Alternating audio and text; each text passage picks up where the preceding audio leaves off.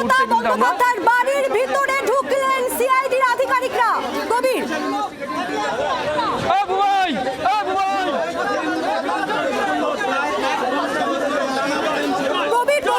CID আধিকারিকরা মমতা বন্দ্যোপাধ্যায়ের বাড়ির ভেতরে ঢুকলেন, বলো কবির।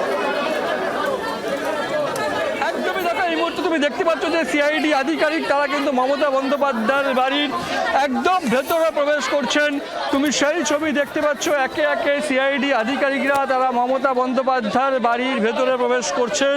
অর্থাৎ নজিরবিহীন এই মুহূর্তের ছবি, যে গত 15 বছরে মমতা বন্দ্যোপাধ্যায়ের এই বাড়িতে যিনি মুখ্যমন্ত্রী ছিলেন কার্যত নিরাপত্তার ঘেরাটোপে থাকতো এবং অন্য ছবি দেখা যেত।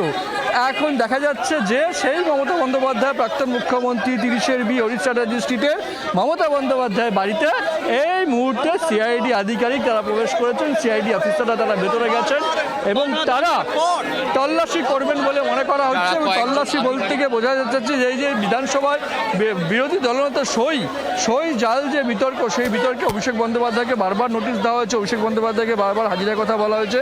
অভিষেক বন্দ্যোপাধ্যায় একবার শারীরিক অসুস্থতার জন্য তিনি জাননি চিঠি দিয়েছেন, অন্য সময় তিনি কলকাতা হাইকোর্টের দ্বারস্থ হয়েছিলেন এই হাজিরার বিরুদ্ধে। অবশেষে দেখা যাচ্ছে আজকে অভিষেক বন্দ্যোপাধ্যায়ের হাজিরা দেওয়ার কথা ছিল, তিনি এই মুহূর্তে দিল্লিতে রয়েছেন। অবশেষে দেখা যাচ্ছে যে একদম সরাসরি মমতা বন্দ্যোপাধ্যায় বাড়ির সামনে এসে সিআইডি টিম তারা হাজির হয়েছিলেন। কারণ এখানেই প্রথম মিটিংটা হয়েছিল 6 তারিখে, 6ই মে এখানেই মিটিং হয়েছিল, এখানেই রেজুলেশন নেওয়া হয়েছিল বলে জানা গেছিল।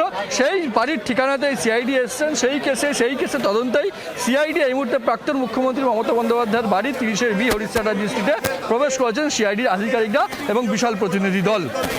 দিল্লিতে মমতা বন্দ্যোপাধ্যায়ের এই মুহূর্তে মমতা বন্দ্যোপাধ্যায়ের বাড়িতে সিআইডি কোনো বাধাই কাজে আসলো না। তৃণমূল নেতা বারবার করে বাধা দিচ্ছিলেন সুভাষ চক্রবর্তী, তবে যাবতীয় বাধা উপেক্ষা করে সিআইডি তল্লাশি শুরু করলো মমতা বন্দ্যোপাধ্যায়ের বাড়িতে। আমরা কথা বলবো অয়ন ঘোষাল, আমাদের আরেক প্রতিনিধি রয়েছে।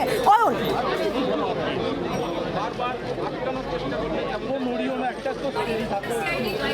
একটা ছবি দেখাই। আমি আমার ক্যামেরা বন্ধু দীপকে অনুরোধ করব, দীপ যদি একটু ছবিটা দেখাতে পারো। দীপ তুমি যদি এই ছবি দেখাতে পারো, যেখানে আমরা দেখতে পাচ্ছি একদিকে তো ভেতরে সিআইডি আধিকারিকরা প্রবেশ করেছেন, কিন্তু এই মুহূর্তে মমতা বন্দ্যোপাধ্যায়ের 30 বি হরিশ চ্যাটার্জি স্ট্রিটের বাড়ি, সেই বাড়ির কার্যত ঘিরে ফেলেছে কেন্দ্রীয় আধা সেনা। আমরা কিছুক্ষণ আগেও যখন কথা হচ্ছিল, আমরা 5 মিনিট আগেও যখন ছবি দেখাচ্ছিলাম, তখন আমরা দেখছিলাম যে কেন্দ্রীয় আধা সেনা তারা এই বাড়ির বিপরীত প্রান্তের ফুটপাত, যেটা তৃণমূল কংগ্রেসের অন্যতম আদি কার্যালয়, তার সামনে মোতায়েন ছিলেন।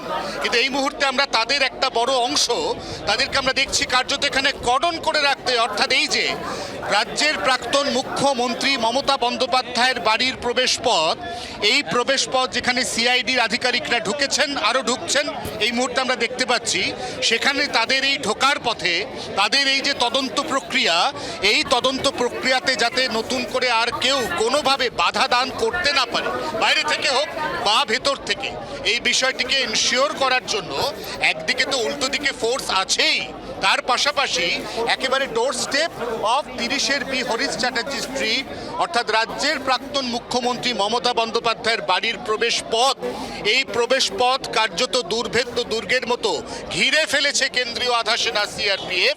সেই ছবিও আমরা এই মুহূর্তে দেখাচ্ছি দর্শকদের।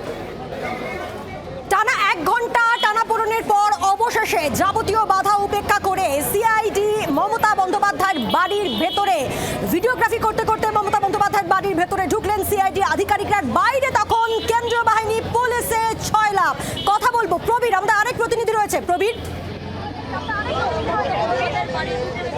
একদমই দেখো, যে 5 মিনিট হলো প্রায় সিআইডি আধিকারিকরা তারা ঢুকেছেন মমতা বন্দ্যোপাধ্যায়ের বাড়িতে এবং আর কার্যত বিরল দৃশ্য এই মুহূর্তে দাঁড়িয়ে মমতা বন্দ্যোপাধ্যায় রাজ্যের প্রাক্তন মুখ্যমন্ত্রী তার বাড়িতে সিআইডি আধিকারিকরা এবং 2-1 জন নয়, একটা বিশাল পরিমাণ সিআইডি টিম কিন্তু তারা এই মুহূর্তে কালীঘাটের বাড়িতে এসে উপস্থিত হয়েছিল।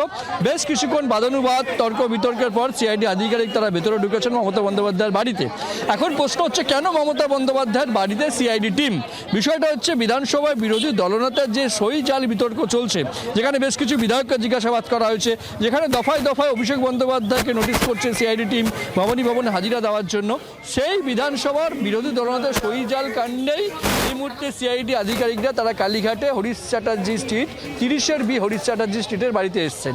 এই 30-এর বি হরিশ চ্যাটার্জি স্ট্রিটটাই কার্যত তৃণমূল কংগ্রেস যখন গঠন হয়েছিল এই ঠিকানাটাই সেখানে দেখানো রয়েছে।